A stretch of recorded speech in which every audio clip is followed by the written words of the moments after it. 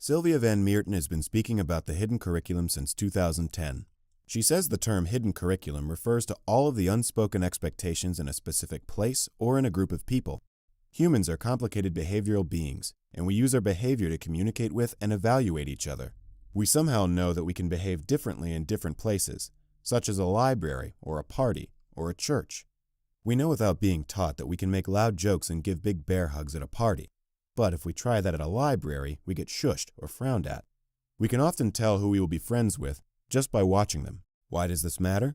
Well, hidden curriculum can make people feel really uncomfortable if it is unfamiliar and they don't know how to behave.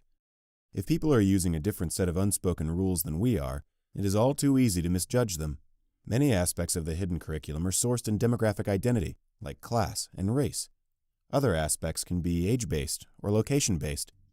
When we interact in spaces where we are a different race, class, or age from the majority of the other people, we usually feel more uncomfortable because we aren't quite sure what behavior will be acceptable. We might not know exactly how to connect because people are behaving in ways that are surprising to us. Most people instinctually trust other people who behave in predictable ways, but this can get in our way when we try to build trust with people who are demographically different from us, or who grew up learning a different code for how to behave. Let's look at some examples of hidden curriculum. If you grew up in a city like New York and you walk down the sidewalk, you know that most people will not make eye contact or greet one another. However, if you grew up in a suburban town in the Midwest, you know that most people smile and say hello, even if they don't know each other at all.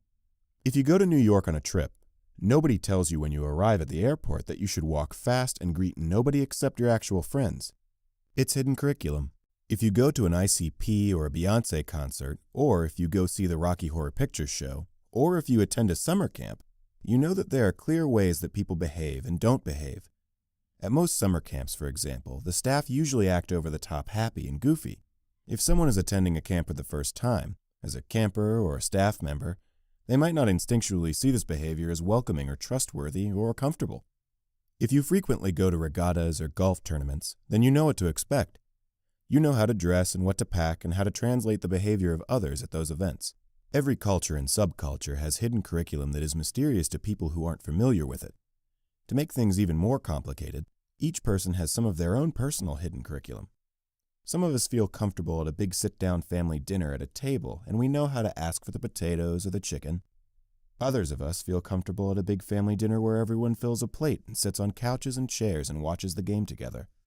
Regardless of how we feel comfortable eating our meals or whether we are familiar with golf or Beyoncé, it costs each of us more effort to exist in an environment or a routine that isn't familiar for us.